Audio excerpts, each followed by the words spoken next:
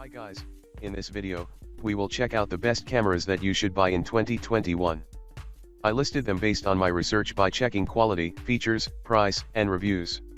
If you like any camera, you can buy right now by checking the links in the description. We have picked the 5 cameras that will be best for you, so let's get started with the video.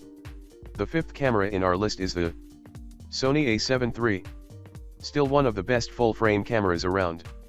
Despite its age, we still love the A7 III.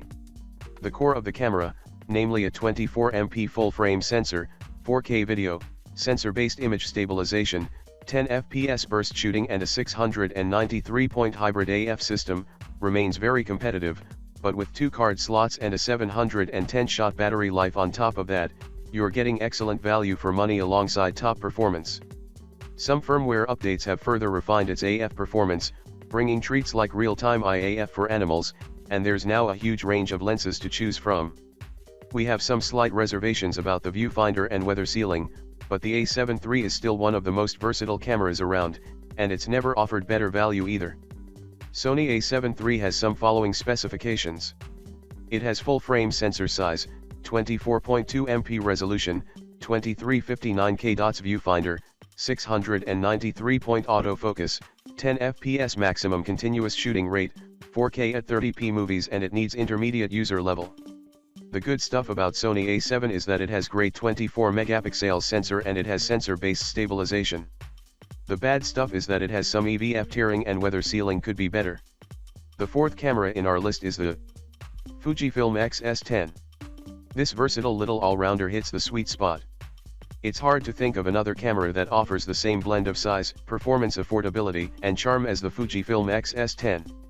For both hobbyists and pros looking for a small second body, it's an excellent option that covers all the bases for stills and video.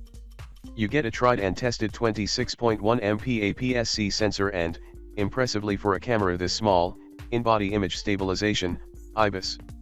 This feature, which helps you preserve image quality while shooting handheld, can also be found in some small Sony and Olympus cameras, but none of those offer the X-S10's excellent handling or range of features.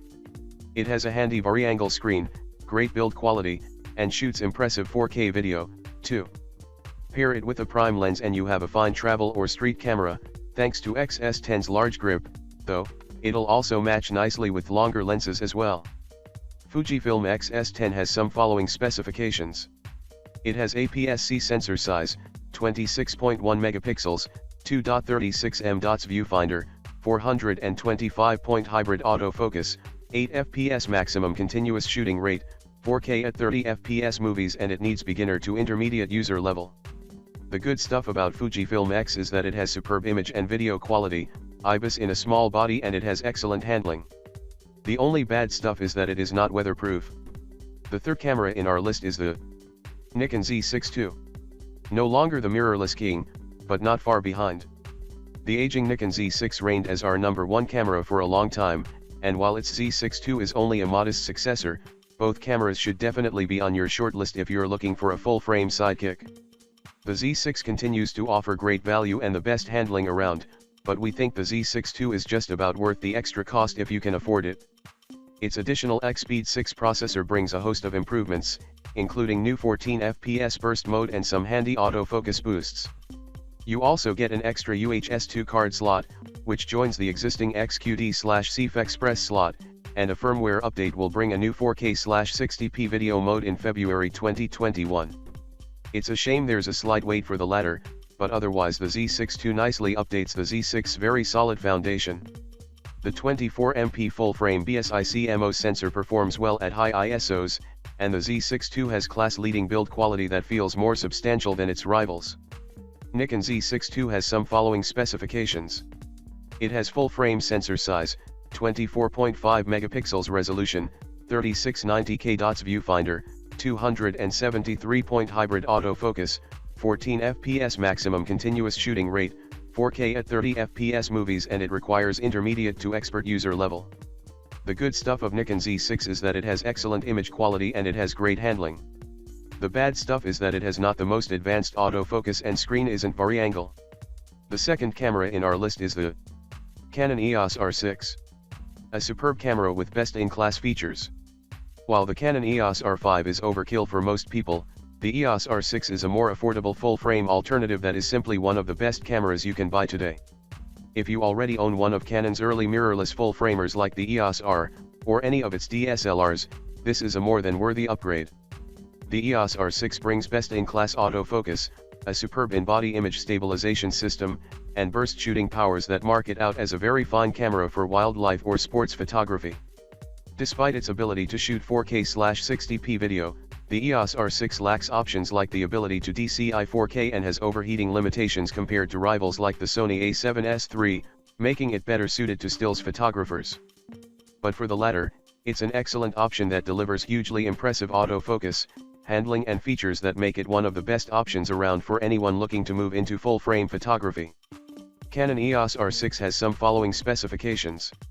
It has full-frame sensor size, 20.1 megapixels resolution, 3690K dots viewfinder, 6072 points autofocus, 12 fps maximum continuous shooting rate, 4K at 60p, and it requires professional user level. The good stuff about Canon EOS is that it has class-leading autofocus, excellent full-frame IBIS and dual card slots. The bad stuff is that it has currently expensive and video recording limits is the second bad stuff about this camera. The first camera in our list is the Fujifilm X-T4. The best all-round camera you can buy. Looking for a hybrid camera that's just as capable at shooting video as it is stills? The Fujifilm X-T4 is the best option around. It's the finest APS-C camera we've ever tested and builds on the Fujifilm X-T3's impressive foundation by adding in-body image stabilization, faster burst shooting and some successful design tweaks. Adding to its all-rounder skills are a bigger battery and some improved autofocus, which is fast and reliable in most scenarios. Its 26MP APS-C sensor remains class-leading for stills, but the X-T4's real trump card is its performance as a video camera.